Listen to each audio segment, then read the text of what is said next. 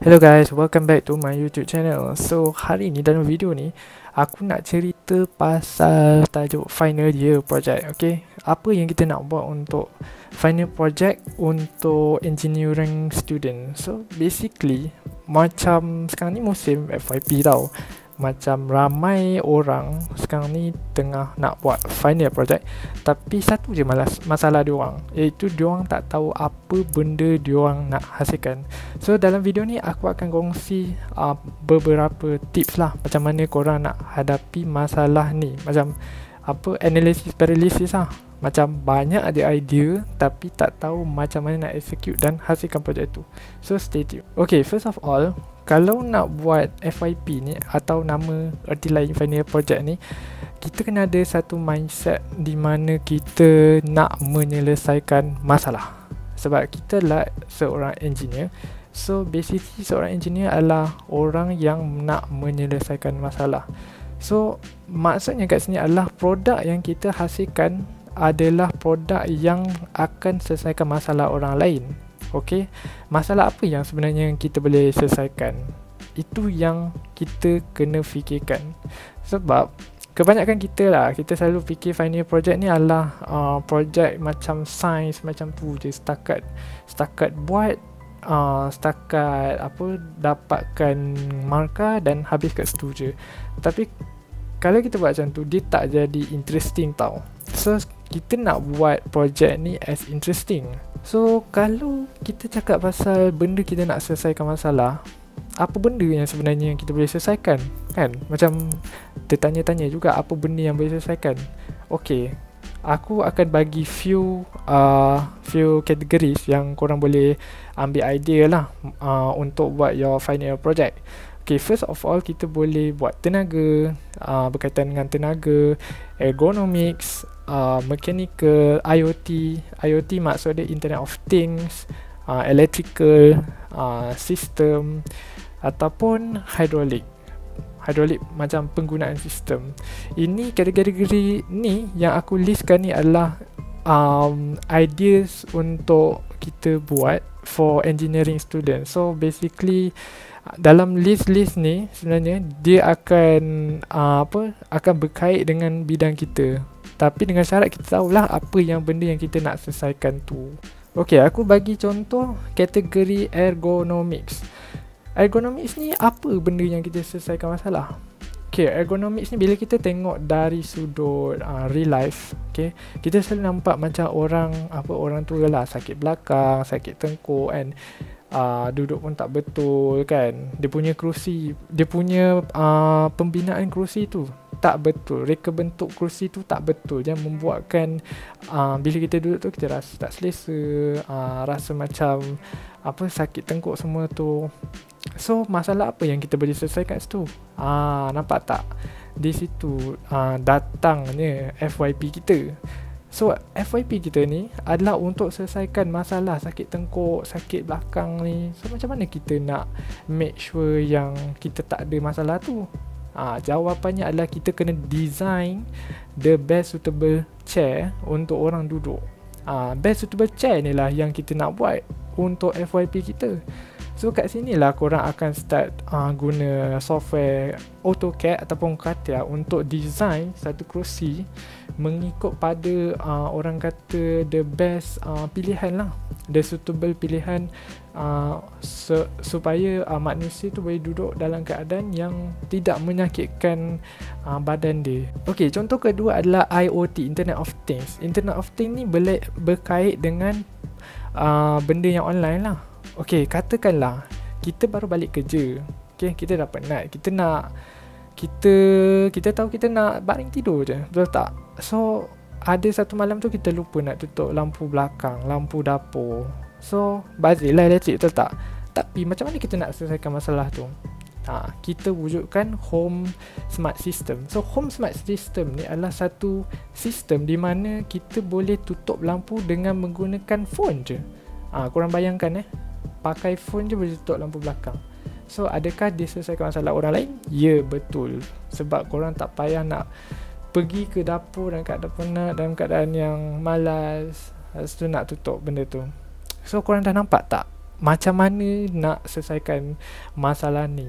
Macam mana nak selesaikan masalah kategori ni. Okay, kita dah cakap pasal beberapa kategori yang kita boleh buat untuk FYP kita.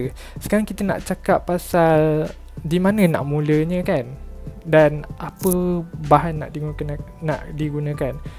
So macam aku buat final project aku adalah based on Arduino. So Arduino ni adalah satu projek yang aku boleh kata universal lah. Arduino adalah salah satu pilihan utama engineering sebab dia sebenarnya boleh cover up mechanical, electrical, electronic, computer engineering, civil engineering. Okay, so dia boleh cover semua. And lagi satu, Arduino ni best sebab dia adalah satu projek yang tak memerlukan kos yang mahal. Maksudnya sangat rendah. So korang tak payah nak fikir macam aduh banyak nak fikir kan, pasal nak buat projek biar bergempak kan, tapi duit tak ada. So Arduino ni adalah macam beginner punya apa orang kata projek. Untuk diploma insya-Allah boleh sebab Arduino tu tak adalah susah macam nak buat benda tu very big.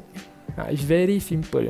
Arduino ni bahan-bahan dia nanti aku letak dalam link kat bawah, resources yang korang boleh dapatkan yang aku sendiri pun guna.